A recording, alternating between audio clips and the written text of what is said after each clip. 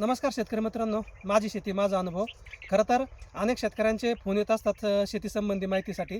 आणि या सगळ्या गोष्टी करत असताना आपल्या काही जवळचे असे मित्र आहेत आणि त्यांच्या अशा काही फळबागा आहेत की त्यातून अतिशय चांगले उत्पन्न घेत असतात. आणि असाच नाविन्यपूर्ण प्रयोग संदीप लडकत हे आमचे मित्र आहेत, पारगावचे, अहिल्यानगर जिल्ह्यातील. आणि अतिशय सुंदर पद्धतीने त्यांची शेती चालत असते. अगदी पेरू शेती असेल, डाळिंब शेती असेल, द्राक्ष शेती असेल. आणि आता त्यांनी नवीन प्रयोग हा केला आहे की त्यांच्या बागेमध्ये त्यांनी आता बॉल सुंदरी ह्या जातीची बोरे लावलेली आहेत. आणि साधारणतः आता दुसऱ्या वर्षीला बाग आहे त्यांचा. आपण पहिल्या वर्षी सुद्धा रिव्ह्यू घेतला होता आणि त्यासुद्धा वर्षी त्यांनी आपलं खूप चांगली माहिती शेतकऱ्यांपर्यंत पोहोचवण्याचं काम केलं. परंतु आमचे काही मित्र आहेत त्यांना पण लागवड करायची आहे आणि त्यांना हा बाग पाहायचा होता. त्या निमित्तानं आपण त्यांच्या फार्मवरती आलेलो आहोत आणि आता आपण त्यांच्याकडून जे काय बॉल सुंदरी आहे या जातीची परिपूर्ण माहिती घ्यायचा प्रयत्न करणार आहोत. आणि पहिल्यांदा त्यांची आपण ओळख करून घेऊ. सर, आपलं नाव सांगा पूर्ण. नमस्कार, मी संदीप लडकत, हां, पारगाव सुद्रिक, तालुका श्रीगोंदा, जिल्हा अहमदनगर. आता तुम्ही जी लागवड केली आहे ती कोणत्या जातीची बोरं आहेत सध्या? ही बॉल सुंदरी नावाने व्हरायटी. बॉल सुंदरी आहे. आता हे किती वर्षामध्ये चाललं तुमची लागवडीपासून? हे लागवडीपासून 6 महिन्यातच माल लागायला सुरुवात झाली. बरं. 1 वर्षात चांगलं उत्पन्न भेटलं. पहिल्या वर्षी आपल्याला हा हा पहिल्या वर्षी 12 टन उत्पन्न निघालं. हा. आता हा दुसऱ्या वर्षीला प्लॉट आहे. आता दुसऱ्या वर्षीला प्लॉट आहे, मग तुम्हाला अंदाज आला असेल झाडाची वाढ, वय, याच्यानुसार आता उत्पन्न किती वाढलंय तुम्हाला? उत्पन्न तसं तर दुप्पटच निघायला पाहिजे होतं, हा पण चालू वर्षी पाऊस जास्त पडल्यामुळं हा. एक 15 टनाच्या आसपास निघेल. म्हणजे एका झाडाला किती किलो उत्पन्न निघू शकतो तुमचा अंदाज काय आहे आता चालू वर्षी तसं 100 किलोनी माल एका झाडाला निघाला पाहिजे ना. नाही, उतरायला पाहिजे नव्हता, हा. पण आपला एक 50 किलोच्या आसपास झाडाला उतरला. बरोबर. कारण की पाऊस त्याचं- जास्त पडला ना, हा, पावसामुळं गळ जास्त झाली. कारण की यावर्षी पाऊस जास्त होता आणि त्यांचा मधल्या काळात माझा संपर्क पण झाला. कारण त्यांची फुलगळ मोठ्या प्रमाणात झाली आणि फुलगळ झाल्यामुळे झाडावरती माल कमी राहिला. पण त्यांचं असं म्हणणं आहे की दुसऱ्या वर्षीपासून आपल्याला एक झाड कमीत कमी 100 किलो उत्पन्न देऊ शकतं. आता बाजारात बोराच्या अनेक व्हरायटी आहेत. आता त्यांना सुद्धा माहिती आहे. तुमच्या माहितीनुसार कोणत्या व्हरायटी आहेत बरं बाजारामध्ये जास्त आता? आता सध्या चांगली व्हरायटी म्हणलं तर बॉल सुंदरी आणि मिस इंडिया हा. दोनच दोन्ही मध्ये काय फरक जाणवतो तुम्हाला, मिस इंडिया आणि बॉल सुंदरी मध्ये नेमकी? बॉल सुंदरी टेस्टला थोडी चांगली आहे हा. आणि मिस इंडिया टेस्टला थोडी कमी आहे. कमी आहे. हा, आणि साईज पण बोराची थोडी अच्छा. लहान आहे. म्हणजे कलर, याच्यात कलर हा याच्यापेक्षा जास्त येतो का असाच कलर राहतो बॉल सुंदरी मध्ये? बॉल सुंदरी असाच कलर आहे. म्हणजे लालसर कलर होतो? नाही नाही, आणि मिस इंडिया मध्ये लालसर होतं. पूर्ण लालसर होतो. अर्धा साईज कशी राहते? साईज कमी राहते. साईज कमी राहते. हा. म्हणजे जे काय बॉल सुंदरी आणि मिस इंडिया बऱ्याच जणांचा संभ्रम आहे.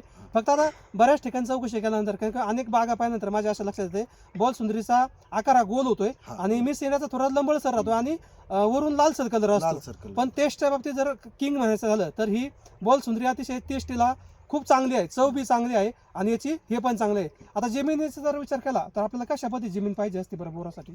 मध्यमच जमीन पाहिजे, एक जास्त काळी नको.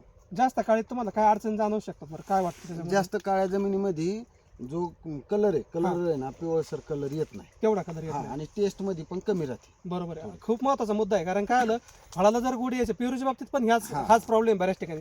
त्यांचं सुद्धा पेरूचं क्षेत्र जास्त आहे आणि जिथं भारी जमीन असते तर पेरूला थोडी चव कमी असते. चव कमी. आणि जिथं हलकी आणि मध्यम हलकी जमीन असते तिथं मात्र पेरूला चांगली चव येते. सेम कंडिशन आपल्या या बोरामध्ये दिसते.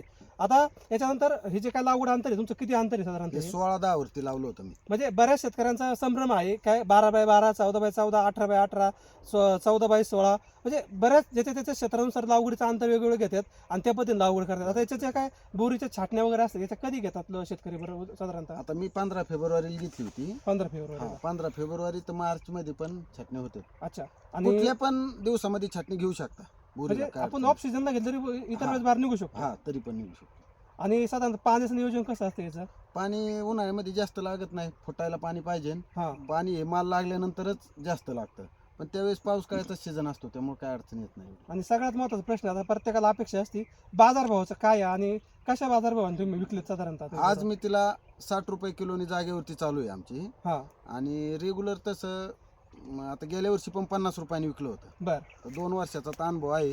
हा हा. कमी काय रेटने विकलं पण नाही. आता आम्हाला असं वाटतं 2 वर्षाचा बाग पाहिलं असं वाटतं 5-6 वर्षाचा बाग असेल. कारण झाडं तेवढी मोठ्या लागली हा, आहेत, झाड झाडाची तेवढी कॅपॅसिटी वाटते. हा, हा, हा. पण तुम्ही याच्यामध्ये खताचं व्यवस्थापन कसं करता? काय काय खतं वापरता बरं याला? काय नाही, खताचं 52-34 देतो एक बॅग अख्ख्या सीझन मध्ये. बर. हा.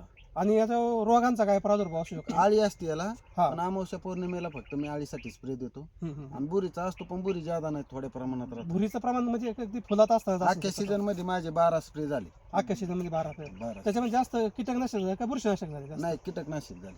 आणि बुरशीनाशकाची कमी झाली. हा. तर आता अमावस्या पौर्णिमेला बुरशीनाशकाचा झाली. शक्यतो जेव्हा फ्लावरिंग स्टेज असेल त्याच वेळेस गरज हा पडते. त्याच वेळेस गरज पडते. आता सेटिंग पूर्ण झाल्यानंतर तिथून काही पुढे गरज आपल्याला नाही. हा. कीटकनाशकांची गरज पडते. गरज पडते. म्हणजे आता याच्यातला हा पण मुद्दा क्लिअर झाला आपला की औषधांची किती गरज लागते. हा. कारण की ज्यावेळेस फ्लावरिंग स्टेजमध्ये असेल त्यावेळेस मात्र आपल्याला थोडे बुरशीनाशकाची गरज भासते आणि ज्यावेळेस फ्लावरिंग स्टेज तुमची क्लिअर होईल तेव्हा तिथून पुढे मात्र आपल्याला कीटकनाशकांची गरज असते. आता बऱ्याचदा काय होतं, बऱ्याच शेतकऱ्यांचं आपण कुठं गेलो का बोरं किडकेच खायला भेटतात, परंतु त्यांनी एकदम व्यवस्थापन पद्धतशीर केलेलं आहे. त्यांच्या बागेमध्ये आम्ही खातोय आज बोरं, अतिशय सुंदर बोरं आहेत आणि गोड पण आहेत आणि किडकं तर एक पण निघत नाही, किडकं एक पण निघत नाही. आता किडकं न निघण्याचं कारण सांगा, कीड न लागण्याचं. मी अमावस्या पौर्णिमेला स्प्रेचं शेड्यूल कंटिन्यू ठेवतो हा. बोरं दिसायला लागल्यापासून. बर आणि ज्या दिवशी बोर आज समजा आपल्या प्लॉटमधून 100 किलो माल निघाला, हा, त्या दिवसापासून परत कुठलाच स्प्रे घेत नाही. गरजच पडत नाही. गेल्या वर्षी नाही आणि चालू वर्षी पण नाही. तरी पण आळी येत नाही पुन्हा. तरी पण आळी येत नाही. ते नियोजन आहे ते पहिलेच आहे. हम्म, हम्म, हम्म. त्या एकदा सेटिंगच्या कालावधीतच स्प्रेइंगला लक्ष दिलं पाहिजे. हा बरोबर. आणि आता समजा हे सगळ्या गोष्टी होत आहेत आता, पण लावगडी शेतकरी करता येतं. आता या सगळ्या गोष्टी होत असताना बऱ्याच शेतकऱ्यांना संभ्रम हाच आहे की याच्यात सेटिंग कशी होती, सेटिंग व्हायचा कालावधी कोणता चांगला असतो बरं, म्हणजे कोणत्या टायमात चांगलं मालचं सेटिंग होत असते याच्यामध्ये. कुठल्या पण सेटिंगला म्हणजे सीझन मध्ये सेटिंग चांगलं भेटतंय. फक्त पावसाचं प्रमाण जास्त राहिलं हा, तर त्याची फुलगळ होती. म्हणजे पावसाचं प्रमाण राहिलं का आभाळ जास्त राहिलं, दोन्ही पैकी नाही, कसं आभाळ राहिलं? नाही काय, हा. पावसाचंच प्रमाण एकदम कंटिन्यू लागून राहिलं. चालू वर्षी कंटिन्यू पाऊस हा, हा, लागला, हा. त्याच्यामुळे थोडीशी अडचण आली. बरोबर आहे. हा. कारण की आमचं कनेक्शन बऱ्याच दिवसापासून आहे. म्हणजे अगदी त्यांच्या द्राक्ष शेती आहे, पेरू शेती आहे, डाळिंब शेती आहे, आता बोर पण लावलेले आहेत.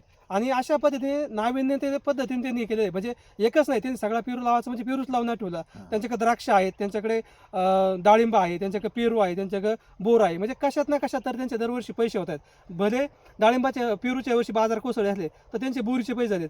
आता बोरी ऐवजी त्यांचे आता परत याचा पुढचा सीझन कशाचा असणार आहे, द्राक्ष. द्राक्षाचा असणार आहे. द्राक्षानंतर परत उन्हाळ्यामध्ये डाळिंबाचा सीझन असणार आहे. म्हणजे प्रत्येक सीझनमध्ये त्यांचं फळ बाजारात असतं आणि प्रत्येक सीझनमध्ये त्यांचं फळ बाजारात राहिलं तर निश्चितपणे त्यांना आर्थिक चणचण कधी शेतीतून भासत नाही आणि त्याचा फायदा ते त्या काळामध्ये घेत आहेत आणि ते घेतच राहणार आहेत. म्हणून शेतकऱ्यांनी शेती करत असताना विभागून जर शेती केली आणि या पद्धतीने जर नियोजन केलं संदीप सरांसारखं तर निश्चितपणे खूप चांगलं आहे. कारण की ते स्वतः शेती करतात पण त्याबरोबर ते कन्सल्टंटचं काम करतात. त्यांच्याकडे अनेक द्राक्ष बागा आहेत की ते द्राक्ष शेतकऱ्यांना मार्गदर्शन करतात. त्यांचं अगदी पहिल्या पाण्यापासून तर शेवटच्या फळ विक्रीपर्यंतचं ते मार्गदर्शन शेतकऱ्यांपर्यंत करत असतात. आणि असे जर शेतकरी आपल्याला भेटत राहिले, अशा शेतकऱ्यांचं आपलं मार्गदर्शन लाभत राहिलं तर निश्चितपणे येत्या काळामध्ये आपल्याला खूप चांगल्या पद्धतीने पेरू शेती असेल, बोर शेती असेल, द्राक्ष शेती असेल, डाळिंब शेती असेल, फळांचं कुठलंही क्षेत्र असू द्या, त्या क्षेत्रामधून आपण चांगलं उत्पन्न घेऊ शकतो आणि चांगल्या शेतकऱ्यांपर्यंत ही माहिती पोहोचू शकतो. त्यासाठी आपल्या चॅनलला लाईक करा, शेअर करा, सबस्क्राईब करा. कारण की आता बोरं पण दाखवणार मी तुम्हाला.